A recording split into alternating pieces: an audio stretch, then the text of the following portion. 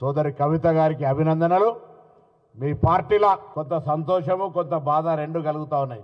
10 సంవత్సరాల అధికారంలో ఉండి బీసీలకు సంబంధించి ఎన్నడూ కూడా ప్రశ్న ఊసెత్తని వాళ్ళు, రాజ్యాంగబద్ధంగా బలైన వర్గాలకు అవకాశం ఉండి రాజకీయ అధికారం ఉన్నప్పుడు న్యాయం చేయనోళ్ళు, సంస్థాగతంగా బలైన వర్గాలకు అవకాశం ఇయ్యనోళ్ళు, సామెతగా దయ్యాలు వేదాలు వల్లించినట్టు ఇలా వేదికలు పెట్టి బలహీన వర్గాల గురించి మాట్లాడుతుంటే ఒకవైపు ఆశ్చర్యం అవుతా ఉంది, మరొక వైపు బలహీన వర్గాల గొంతెత్తుకున్నందుకు అభినందనలు కూడా చెప్తాను. అట్లీస్ట్ ఆఖరికి అధికారం దిగినాకనన్నా మత్తు దిగితే మస్తుగా యాదికొస్తాయి అన్నట్టుగా ఆ అధికారం దిగినాక బీసీలు యాదికొస్తా ఉన్నారు. వాళ్లకు ముఖ్యంగా సోదరి కవిత గారికి అభినందనలు.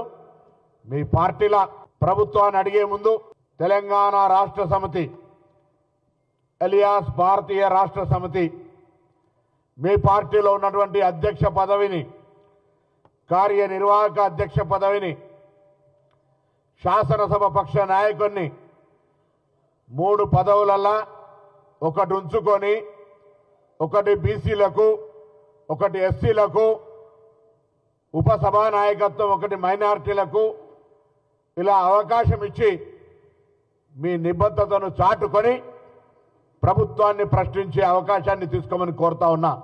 సంస్థాగతంగా బలైన వర్గాలకు అవకాశం ఇయ్యరు. ప్రభుత్వం అధికారంలో ఉన్నప్పుడు బలైన వర్గాలకు మరి ఉప ముఖ్యమంత్రి పదవి ఇవ్వలే. ఉన్నటువంటి ఈటెల రాజేందర్ గారిని నేను కూడా హక్కుదారినంటే మెడలు పెట్టి గెంటేసినటువంటి పరిస్థితి, అవమానపరిచి వేధించినటువంటి పరిస్థితి బలైన వర్గాలకు తెలుసు. రాజకీయంగా బలహీన వర్గాలకు సంబంధించి